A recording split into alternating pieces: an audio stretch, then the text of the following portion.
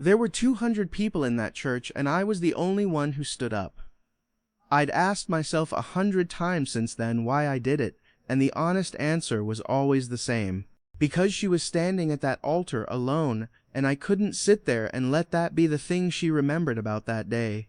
Hi, my name is Luke Callahan. I'm 31 years old, and I live in Galveston, Texas, where the Gulf comes in off the water and the air smells like salt and something older than any of us. I maintain the lighthouse at the south end of the island, checking the mechanisms, keeping the light operational, doing the slow, careful work that keeps something standing that was built to last.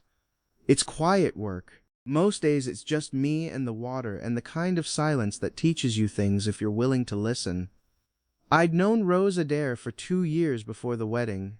She worked at the Maritime Museum downtown, a restoration specialist, the kind of person who could look at a 300-year-old map with water damage and a missing corner and tell you exactly what had been there. We'd met because the lighthouse kept records there, historical documentation going back to the 1850s. She'd helped me track down a maintenance log I needed. We'd talked for 40 minutes about paper preservation and lighthouse history, and somehow ended up at the coffee shop across the street. After that, we'd fallen into the easy rhythm of two people who work near each other and find each other's company uncomplicated. Lunch twice a month, the occasional walk along the seawall. She'd bring me things she found in the archive that she thought I'd find interesting, old photographs of the lighthouse, handwritten keeper's logs from the 1890s. I'd bring her coffee the way she liked it, which I'd figured out without asking. She had a fiancé. His name was Carter Wells. He worked in commercial real estate in Houston, drove down on weekends, and had the specific confidence of a man who believed the world was organized around his convenience. I didn't like him. I didn't have a right to dislike him. I disliked him anyway. The wedding was on a Saturday in April at St. Brendan's Sus, a small Episcopal church 3 blocks from the water. Old stone walls and wooden pews and the particular smell of salt air that found its way into everything on this island. I sat near the back. I'd come because Rose had asked me to, in the way she asked for things, quietly, like she wasn't sure she had the right. "I know it's your weekend off," she'd said, "but I'd feel better knowing someone I actually trust is there." I'd worn the suit I'd bought for my cousin's wedding 3 years ago. It still fit. I'd driven to the church and found a seat in the back row, and watched the pews fill with people who all seemed to know each other and none of whom I recognized. Carter never came. 10 minutes, 20, 30. The murmurs started soft and grew into something uglier. I watched Rose's mother grip her husband's hand in the front row. I watched the maid of honor make 3 phone calls, each one shorter than the last. I watched Rose stand at the altar with her bouquet and her white dress and the careful stillness of someone who has decided that if she moves, something will break. Then someone in the 3rd row leaned toward their neighbor and said, loud enough to carry, "Guess she couldn't keep him." A sound that wasn't quite a laugh but wasn't quite not one. I was on my feet before I finished hearing it. I walked down the aisle. I didn't run. I didn't look at the people watching. I kept my eyes on Rose, and I walked until I was standing beside her at the altar, and the minister was looking at me like I'd lost my mind, and the whole church had gone completely quiet. Rose looked at me. "Luke," her voice was barely there. "What are you doing?" I kept my voice low. "Just for her." "You don't deserve to stand alone," I said. "If you want me to leave, say the word. But I'm not going to sit back there and watch them make this into something to laugh at."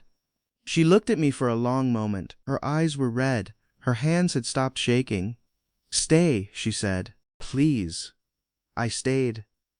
What happened next was not a wedding in any legal sense. The minister, a quiet man named Father Okafor, who had the particular composure of someone who has seen most things, looked at the situation and made a decision. He couldn't perform a marriage. The license had Carter's name on it, but he could offer something, a blessing, a moment of dignity in a room that had been threatening to become something else.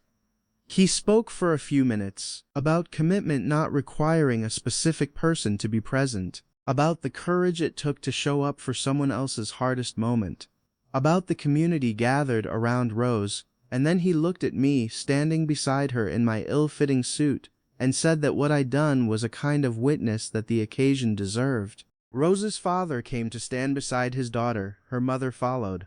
And then, slowly, others, the people who actually knew her, who had come because they loved her, moved forward too.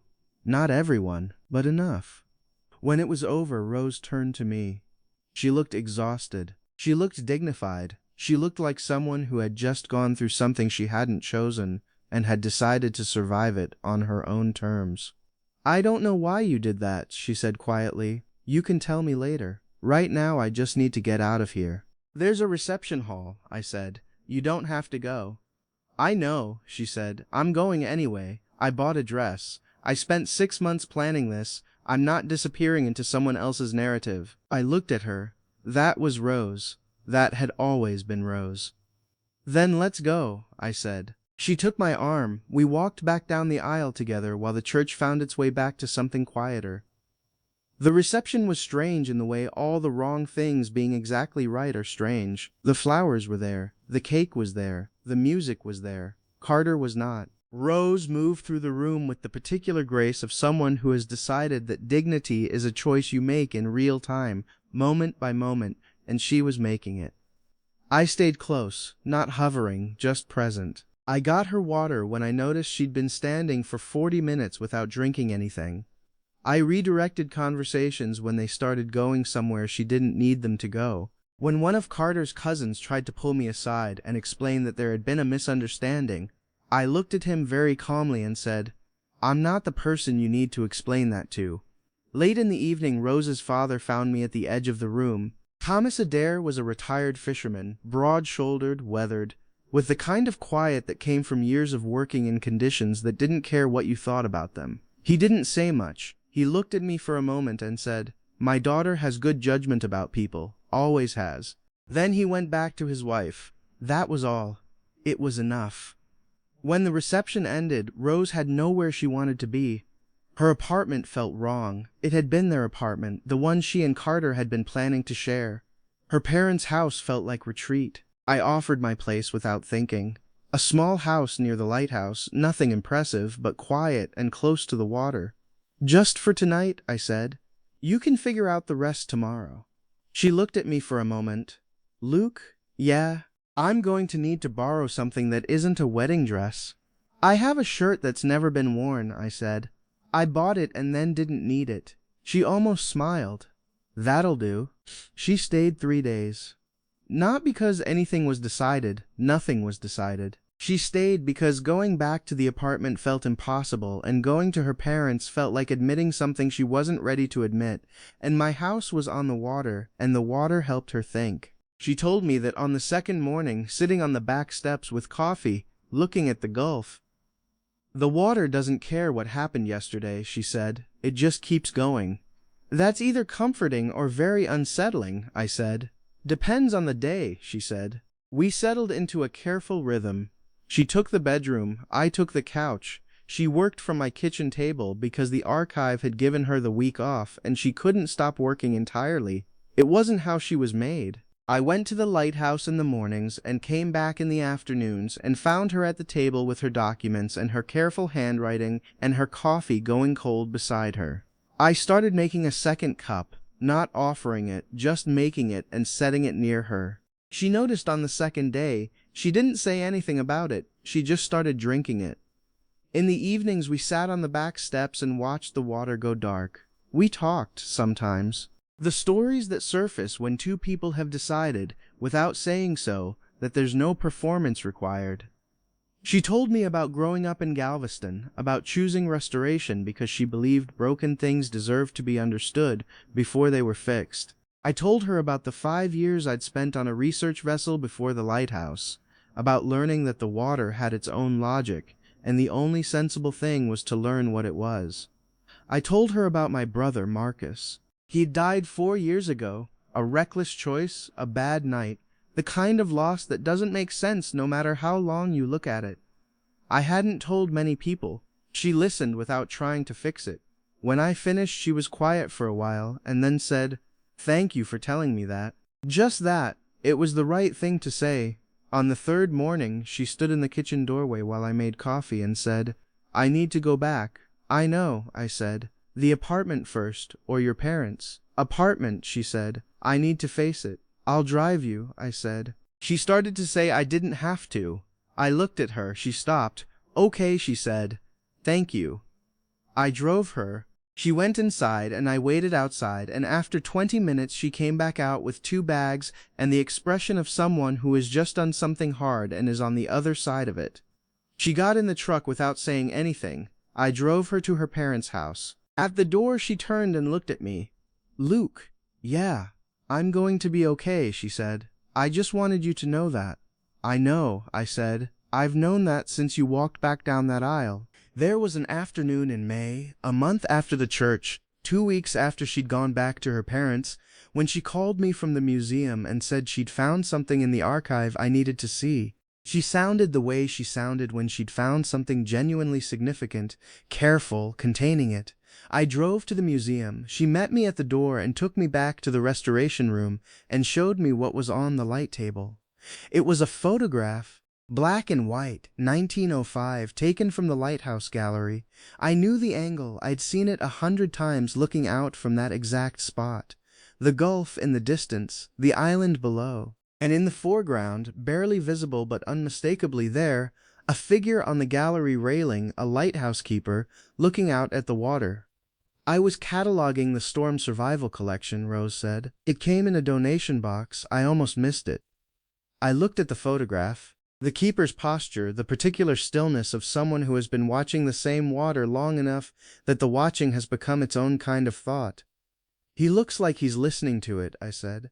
Yes, she said. That's exactly what he looks like. We stood there looking at the photograph for a while. The restoration room was quiet. The kind of quiet that lives inside important buildings. Rose had her arms crossed in that way she had when she was thinking through something. Luke, she said, I want to ask you something. Ask. That day in the church, before you stood up, what did you feel? I looked at the photograph, at the keeper looking out at the water. I felt like if I sat there and did nothing, I'd have to live with that, I said. Not because it was my responsibility, because I knew I could do something and I almost didn't. She was quiet. Why almost? Because I was afraid, I said. Of what? Of it mattering, I said. Of caring about the outcome. She looked at me for a long moment. And now? Now I've stopped being afraid of that, I said. She held my gaze. Good, she said quietly. That's good. She had the photograph framed eventually. It hung in the keeper's cottage at the base of the lighthouse. Every time I passed it, I thought about what she'd said. That's exactly what he looks like. A man listening to the water, learning its logic, deciding to stay. The weeks after were quiet in a way that felt like something being rebuilt from the foundation. Rose went back to work. I went back to the lighthouse. We had lunch twice that month, the way we always had. And if it was different now, it was different in a way neither of us had named yet. I noticed things I'd been noticing for 2 years and now let myself look at directly. The way she talked about her work with a specific brightness that had nothing to do with performance, genuine, lit from inside. The way she always asked about the lighthouse like it mattered to her, which it turned out it did. The way she'd started bringing me things from the archive again, same as before, like the continuity of it was something she needed. I brought her coffee the way she liked it, still without asking. One Thursday she came to the lighthouse itself, not the archive, the lighthouse. She'd asked if she could see the mechanism, said she was curious about the restoration potential of the original Fresnel lens housing. I said yes. She came in the afternoon and I took her up to the lamp room and showed her the works, and she looked at everything with the particular attention she gave to things that deserved it. We stayed up there longer than was strictly necessary for a professional visit. The gulf was flat and silver below us. The afternoon light was the kind that made everything on the island look like it had been there forever and would be there long after. She put her hand on the housing, the old brass fitting, worn smooth by 150 years of hands, and looked out at the water. How many keepers has this had? She asked. 32, I said. Since 1873, and you're the 33rd. 33rd, I said. She turned and looked at me. Something in her face, a question forming, deciding not to ask yet. She turned back to the water. I looked at the side of her face in the afternoon light. I didn't say anything. Some things don't need saying yet. They need the right moment to say themselves. The first time Rose came to the lighthouse, before the wedding, before any of it, she'd been looking for a maintenance log from 1923 that the archive didn't have. She'd called ahead the way she always did, efficient and courteous, and I'd told her to come by Thursday afternoon. She arrived exactly on time. She had a leather folder and a professional expression, and she looked at the lighthouse the way she looked at everything, with genuine attention, not performance. I showed her to the records room in the keeper's cottage, and she found what she needed in 40 minutes. On her way out, she stopped at the base of the tower and looked up. "How high?" she asked. 61 feet, I said. "Can I see?" I took her up. It was the first time I'd taken anyone up who wasn't on official business. She climbed without rushing, reading the iron stairs, the old plaster walls, the light that filtered down from above. In the lamp room, she went straight to the Fresnel lens housing and stood in front of it with both hands at her sides, not touching, just looking. "It's original," she said. 1887, I said. "The lens was damaged in the 1900 storm, but the housing survived." She turned slowly and looked out at the Gulf. "You can see the channel approaches from here," she said. "All of them." "That was the point," I said. We stayed up there for 40 minutes. She asked questions about the mechanism, the maintenance schedule, the history of the keepers. I answered all of them.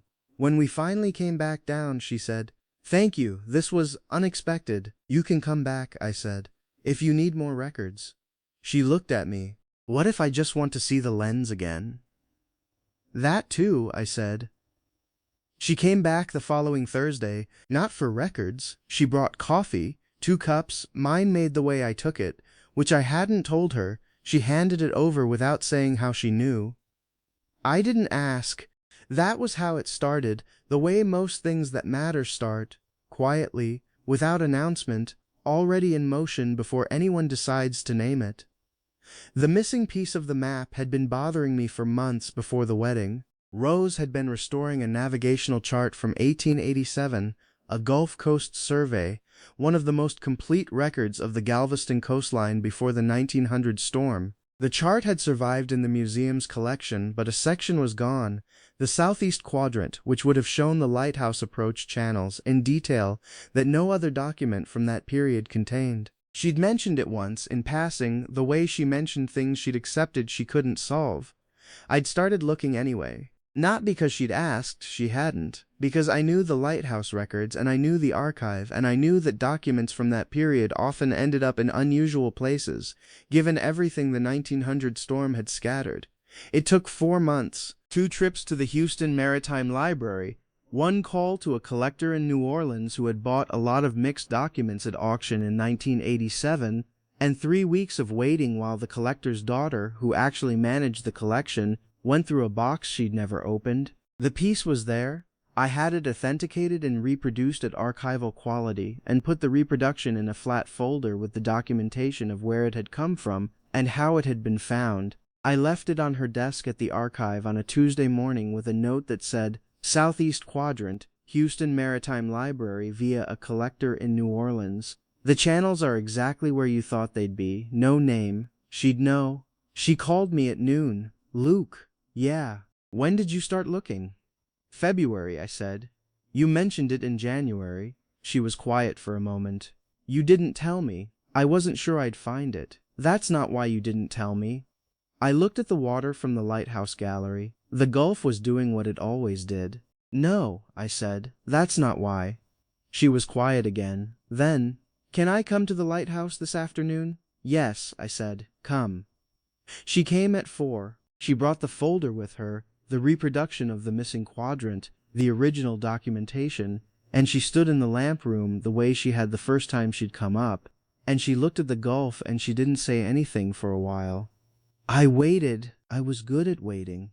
"My whole career," she said finally. "I've worked on things that other people decided weren't worth saving. Maps with sections missing, documents that were water damaged, things that looked too far gone." She turned and looked at me. "You looked for 4 months for a map section that you knew I wanted but hadn't asked for."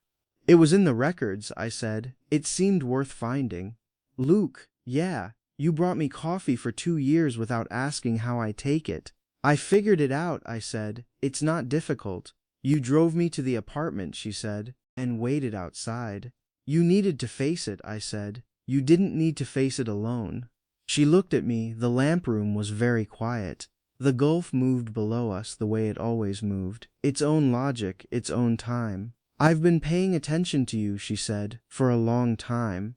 I know, I said. Me too. She held my gaze. So what do we do? I crossed the room.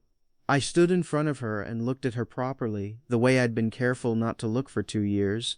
And I said the thing I'd been not saying. I would very much like to take you to dinner, I said. Not as someone you trust, as someone who has been in love with you for longer than I had a right to be. She was quiet for a moment. Then she reached up and put her hand against my jaw, just rested it there. The coffee, she said quietly. The lighthouse records, the map. She paused. Every single Tuesday for 2 years. Yes, I said, all of it. She looked at me one more time, that look complete and direct and finally not held at a careful distance, and said, Dinner sounds right. Carter came back in July, not to Rose, to her workplace. He showed up at the museum on a Wednesday afternoon in the expensive coat he always wore, and the expression of a man who had decided that enough time had passed for an apology to land well. I heard about it from Rose that evening.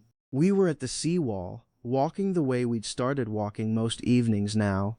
Easy, unhurried, the kind of walk that doesn't need a destination. He said he panicked, she said, that he wasn't ready. What did you say? I said I hoped he was well. She looked at the water. Then I told him I was late for something. Were you? No, she said, but I would have been if I'd stayed. I didn't say anything. She glanced over at me. He said something else, she said. He said the reason he left was that someone had offered him a business partnership. Vanessa Carell's father. Real estate in Houston. He had to choose. She paused. He chose. I kept walking. The Gulf was doing what it always did. Indifferent, enormous, entirely itself. Rose. Yeah. Does that change anything for you? She thought about it. Genuinely thought about it. That was Rose, always honest with herself first. No, she said. It explains it. That's different. Okay, I said. She looked at me sideways. You're not going to say anything else? What else would I say? She was quiet for a moment. Then she took my hand, right there on the seawall with the water below us and the island lights coming on behind us. Nothing, she said. That's exactly right. November. The Gulf in November was a different body of water than the Gulf in April. Darker, moving differently. The light on it flatter and somehow more honest. Rose had taken to walking the seawall in the mornings before work. I knew this because I drove past it on my way to the lighthouse, and I'd started leaving 10 minutes earlier than I needed to. I'm not proud of the calculation, but I'm not sorry about it either. We fell into a pattern without deciding on one. I'd see her on the seawall and slow down, and she'd see the truck and wait. I'd get out and we'd walk for 20 minutes, and then I'd drive her to the museum and continue on to the lighthouse. She always brought an extra coffee from the cart at the end of her street. Mine made the way I took it, same as always. One morning in November, she stopped at the railing and looked at the water for a long time without saying anything. I waited. I've been thinking about what restoration means, she said finally. In a professional sense. What about it? The goal is never to make something look like it was never damaged, she said. That would be dishonest. The goal is to make it stable enough to keep being what it is, damage and all. She looked at me. I think I've been applying that wrong to my own life, trying to make things look like certain things never happened. I thought about Marcus, about the way I'd spent 2 years making the lighthouse feel like enough, not because it was, but because I'd decided that wanting more was too risky. The damage is part of the document, I said. Removing it removes information. Yes, she said, exactly. We stood at the seawall railing for a while. The Gulf moved below us. A pelican went past, unhurried, entirely itself. Luke, yeah. "I'm glad you didn't sit down," she said, that day. "I know," I said. "Me too." She looked at the water one more time, then she straightened and picked up her coffee and said she was going to be late. I drove her to the museum. She got out and paused at the door. "Same time tomorrow?" she said. "Same time," I said. She nodded, went inside. I sat in the truck for a moment after she'd gone. The Gulf was still there, the lighthouse was still there. The 20 minutes on the seawall had become the best part of my day without either of us declaring it. I thought about that, about how the best arrangements never get announced. They just become true through repetition, through showing up, through the accumulation of small mornings until the pattern is established and neither person can remember when it started. I thought about Rose finding the coffee cart before I arrived, about handing it over without explanation, about the quality of someone who pays attention without making the paying attention into a performance. That was the thing about Rose. She didn't declare things. She just did them, carefully and consistently until they were simply true. And by the time you noticed, they already had been for longer than you'd realized. What Carter had done with the story was worse than Carter himself coming back. He'd talked, not to Rose, but around her. Someone had filmed that day in the church on their phone, and Carter's version of events had found the video and attached itself to it like a caption that wasn't true. That I was an opportunist, that Rose had never loved Carter, that the whole engagement had been a scheme, that she was unstable. The version spread the way things spread. Rose read it in the middle of the night, and I found out in the morning when she texted me. Just my name and a link, nothing else. I drove to her apartment. She opened the door in yesterday's clothes with the particular stillness of someone who has been sitting with something bad for a long time. I came inside. I made tea. I sat across from her at the kitchen table. She had her phone face down beside her. "He's not wrong about everything," she said. "I didn't love him the way I should have." "Rose." "I didn't," she said. "I think I knew for a long time, and I kept going because stopping felt like failure." She looked at the table. "That's true, the rest of it isn't." I looked at her. "What do you want to do?" "I don't know," she said. "I know I'm not going to disappear. I've never disappeared." "No," I said, "you haven't." She looked up at me. "Luke, am I dragging you into something you didn't sign up for?" I thought about 2 years of Tuesday lunches and coffee figured out without asking and 4 months looking for a piece of a map she'd mentioned once. I thought about standing up in a church full of people who were waiting to see what everyone else would do. I thought about what it meant to show up for something. Not because it was safe, not because it was easy, because it was right. "I signed up," I said. I just didn't use those words. She looked at me for a long moment, then she picked up her phone and wrote something. A short statement, clear, direct, without drama, that the day at the church had been an act of kindness by a person she trusted, that her marriage to Carter had ended before it began, for reasons that were his own, that she would not be explaining herself further, but that she was grateful for the people who had always known the difference between the story and the truth. She looked at me before she posted it. I nodded. She posted it. Carter's version of events didn't disappear overnight, but Rose didn't hide. She went to work the next morning with her head up. I walked her to the museum door, and she turned at the entrance and looked at me. "You're going to be late for the lighthouse," she said. "It's been there since 1873, I said. "It'll manage." She almost smiled. Then she went inside. I stood on the sidewalk for a moment after she was gone. The Gulf was doing what it always did. I didn't mind being late. The months that followed were the best I'd had in years. Not dramatic. Nothing about us had ever been dramatic. Just full. Rose came to the lighthouse on Saturdays. Not always for professional reasons. Sometimes just to sit in the lamp room and work and look at the water. I kept a second chair up there now. She'd noticed without saying anything and had started bringing her own coffee, which meant something to me that I didn't try to quantify. We had dinner twice a week, sometimes 3 times. Not because we'd made a rule, because it was where the evenings naturally landed when neither of us had a reason to be anywhere else, and we both preferred this to that. She finished the chart restoration in October. The southeast quadrant fit perfectly, the channels exactly where she'd predicted, the detail she'd been missing for 3 years now complete. She had the finished piece on her desk when I came by the museum one afternoon, and she looked at it the way she looked at things she'd put back together, with the particular satisfaction of someone who understands that restoration is not the same as replacement. "It's beautiful," I said. She looked at it. "It's accurate," she said. "That's better." I looked at her profile in the museum light. "Rose, yeah, I love you." She turned and looked at me, not surprised, more like something she'd been waiting to hear said out loud and was now deciding how to receive it. "I know," she said, "the map." "The map," I said, "and everything before it." She held my gaze, her eyes were bright. "Luke, yeah, I love you too," she said. "I think I started somewhere around the second Tuesday."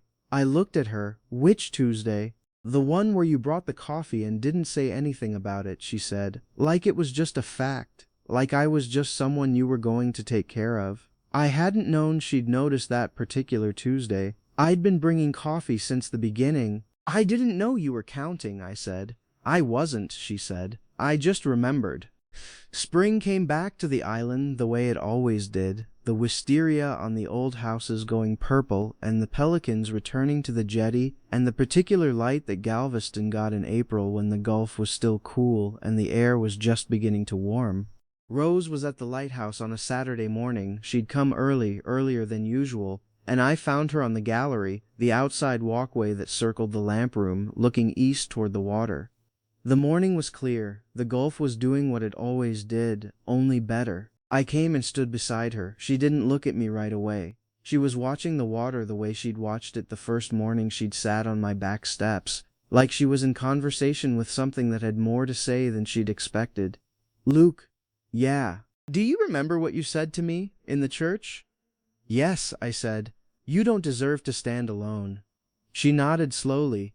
"I've been thinking about that." She turned and looked at me. The morning light was full on her face. "I haven't," she said, "stood alone. Not since that day." I looked at her. "No," I said, "you haven't." She held my gaze. "I don't want to," she said. "Not anymore. Not ever." I looked at the Gulf, at the lighthouse tower behind us, built in 1873, still standing, still lit, still doing the work it was made to do, at Rose beside me in the morning light. "I have a question," I said. "Ask it," she said. "Will you marry me?" She was quiet for a moment. The Gulf moved below us. The pelicans were somewhere over the jetty. The island was waking up the way it always did, unhurried, indifferent to anyone's timeline. "Yes," she said, simply, certainly, like the answer had always been there. "I thought you'd never ask." I looked at her. I was waiting for the right moment. "It was always the right moment," she said. "You were just being careful." "Careful is how lighthouses are built," I said. She looked at the tower, then at me. Then she smiled, the full one, the real one, and stepped closer, and I put my arm around her, and we stood there on the gallery in the morning light, while the Gulf did what it always did, and the lighthouse stood the way it had always stood, and the island went on being the island. "Luke," she said after a while. "Yeah, that day in the church. Yeah, I've never stood alone since," she said quietly. "Not once." I held on. The Gulf kept going. The light kept turning. Some things are built to last, and if you tend them right, they do.